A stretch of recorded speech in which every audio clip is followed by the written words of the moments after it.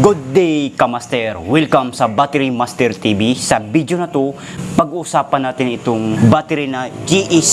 Brand ng GS. Ang size o sukat sa battery na ito is 40 lamang, 34 AH or ampere, 12 volts, maintenance free battery. Ayan. Maintenance free battery yan. Ito ay pinaglumaan na ng ating customer at nakakabit naman ito sa kanyang sasakyan na Toyota Rush gasoline engine, year model 2000. Ito ay galing pa sa kasa ng battery. 3 years na daw mahigit niya ginagamit ang battery na to. Nagluluko na daw, nag-hard starting na tuwing umaga. Sa madaling salita, bumili sa akin ng bagong battery. Ang binili niyang battery in sporty reverse gold. At tinitrade niya ito sa akin. Sa mga nagtatanong kung regular o reverse ba ang battery na to, ang sagot ko, reverse po ito na battery. Bakit ko po nasabing reverse? Kasi po, kung mapapansin nyo itong plus sign, positive polarity ito ng battery. Dito naman sa kabila, minus sign, ibig sabihin, negative polarity ito ng battery. Kaya siya naging reverse. Kung magiging regular naman ito, itong positive ay dito na siya magmula. Sa ngayon, dahil reverse ang battery na ito, dito ngayon ang kanyang positive. Okay?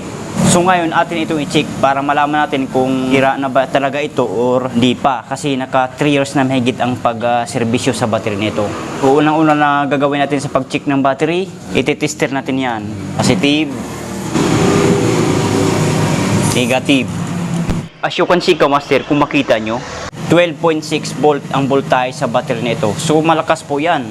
100% full charge ang karga. Pero wag tayong kampante, hindi pa tayo sigurado. May hakbang pa tayong gagawin.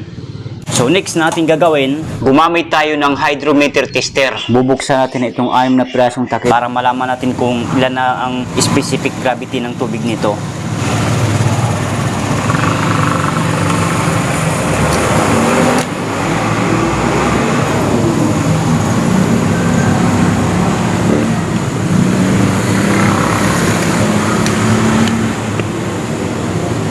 So ayan, bukas na yan. Flashlightan muna natin para makita natin yung tubig niya kung malabo na ba o malinaw pa. Ayan, kung mapapansin natin, maganda pa ang tubig niya, hindi pa malabo. Ayan, malinaw pa yan. Para mapatunayan natin kung malinaw ba talaga ang tubig na yan, susukatin natin yan sa hydrometer tester. Itong hydrometer tester ang ating gagamitin para masukat natin yung specific gravity ng tubig. Dito tayo mauna sa positive. Ayan nga, super linaw ng tubig. Unang butas, ang sukat ng tubig ay 1250, which is tumapat sa kulay puti. So, ibig sabihin may specific gravity ang tubig ng battery. Pangalawang butas, ano pa rin? 1250 pa rin ang sukat ng tubig. Tumapat sa kulay puti, may specific gravity pa rin ang tubig ng battery. Pangatlong butas, ganoon pa rin, 1250 pa rin ang sukat ng tubig. Tumapat sa kulay puti, may specific gravity pa rin ang tubig ng battery. Pang-apat na butas tayo, ganoon pa rin, 1250 pa rin ang sukat ng tubig, which is tumapat sa kulay puti, may specific gravity pa rin ang tubig ng battery. Pang-limang butas na tayo, ganoon pa rin ang sukat ng tubig, 1250 pa rin, which is tumapat sa kulay puti. So may specific gravity pa rin ang tubig ng battery. Pang-anim na butas na tayo, ganoon pa rin, 1250 pa rin ang sukat ng tubig, tumapat pa rin sa kulay puti. May specific gravity pa rin ang tubig ng baterya. So far, overall, ang status sa battery na ito ay sira na. Ngayon, ang pinakatanong sa lahat, Battery Master, paano mo nasabing sira na yan? Straight to the point tayo. Ang pinakasagot ko dyan, gumamit tayo ng battery load tester para mapatunayan ko sa inyo na totoo sinasabi. Ito lang ang ating gamiting battery load tester dahil ito lang ang meron ako. Yan. Unahin natin ito sa positive. Yan, kulay pula. Ito naman sa negative. Yan. As you can see, Kamaster, ganun pa rin ang kanyang voltahe. 12.6. Ayan. Kita nyo naman, 12.6. So ngayon, itong DC amps, direct current amperes yan. So itong arrow, ipapalo natin siya ng 150 ampere dito. 150 ampere yan. Dito naman sa kabila, sa DC volts, direct current voltage ng battery, itong arrow na ito, Kung mananatili yan dito sa 11 or 10 volts, ibig sabihin, malakas pa ang battery na to. Pero kung itong araw na ito ay magdadrop dito sa 9 or 8 volts pababa, ang nakalagay po dyan, replace. Nasa kulay pula na po ito. So, ibig sabihin, sira na po ang battery na ito. Okay? So, sana maliwanag sa inyo.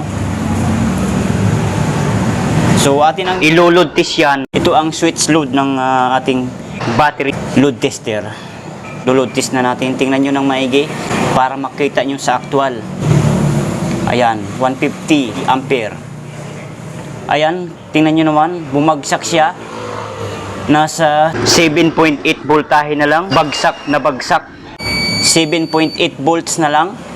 So, ibig sabihin, sira na ang battery na ito. So, hindi siya accurate doon sa pagsukat natin sa tubig niya na 1250 lahat. Ika nga, high voltage, low current. So, hindi lahat ng 1250 ng tubig ng battery ay good pa ang isang battery. Kailangan gumamit kayo ng battery load tester. I-load test ninyo para doon magkaalaman kung tunay ba na malakas ang battery. Katulad na lamang nito, bagsak.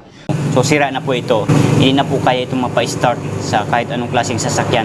Kasi nga po, naka 3 years na mahigit ang paggamit ni Sir sa battery na ito. So, talagang palitin na ng battery ito. Kasi po, ang lifespan ng battery, 2 to 3 years lamang. So, tanggalin na natin yan. Hindi po pare-parehas ang kondisyon ng battery. May case kasi na 12.50 ang sukat ng tubig, may specific gravity. Tapos pag i-load tester, hindi bumagsak ang voltahe. Ibig sabihin, malakas pa ang battery. Atin ang tatakpan.